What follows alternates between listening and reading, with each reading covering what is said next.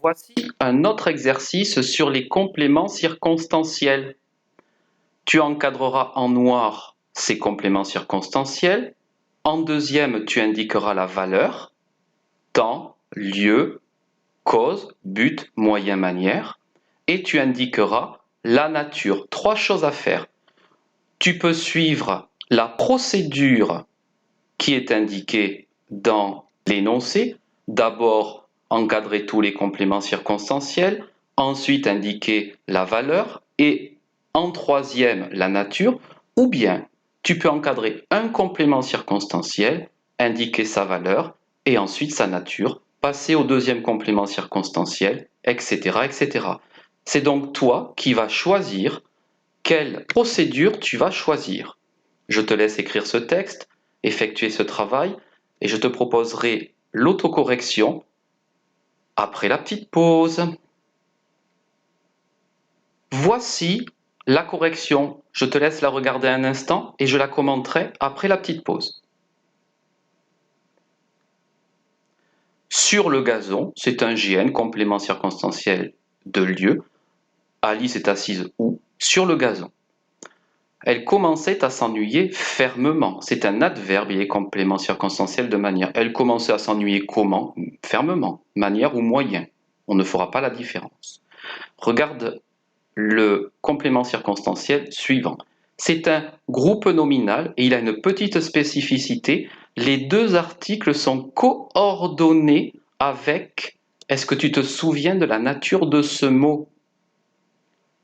Il s'agit d'une conjonction de coordination qui relie donc deux mots de même nature. C'est un complément circonstanciel de temps. Elle avait jeté les yeux quand? Une ou deux fois. Sur le livre que lisait sa sœur. Un peu plus difficile. C'est bien un GN. Il est complément circonstanciel de lieu. Elle avait jeté les yeux où? Sur le livre que lisait sa sœur. Eh bien, la deuxième partie est dépendante de la première. Que lisait sa sœur indique une précision sur le GN livre, mais il y a un verbe, donc il ne s'agit pas tout à fait d'un complément du nom qu'on a l'habitude de voir, mais c'est quand même un complément du nom avec un verbe. Si tu le retiens, c'est bien. Si tu ne le retiens pas, cela n'est pas grave. Tout à coup, un lapin blanc aux yeux roses passa près d'elle. Un lapin blanc aux yeux roses passa comment? Tout à coup. Complément circonstanciel de manière. On aurait pu dire aussi un lapin blanc aux yeux roses passa quand? Tout à coup. On acceptera complément circonstanciel de temps. C'est un adverbe en 3 mots. Nous avions dit comment s'appelle un adverbe en plusieurs mots. Est-ce que tu te souviens? Cela s'appelle une locution adverbiale. Si tu le retiens, c'est très bien. Si tu ne le retiens pas, adverbe en 3 mots et tout simplement adverbe ira très bien. Un lapin blanc aux yeux roses passa près d'elle. C'est une préposition en 2 mots, plus un pronom, et il est complément circonstanciel de lieu. Un lapin blanc aux yeux roses passa où? Près d'elle.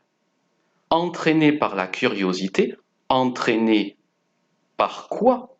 Comment? Par la curiosité. GN, complément circonstanciel de manière. Elle s'élança sur ses traces à travers le champ. Elle s'élança où? Sur ses traces. GN. Ou à travers le champ. GN aussi, et les deux sont compléments circonstanciels de lieu.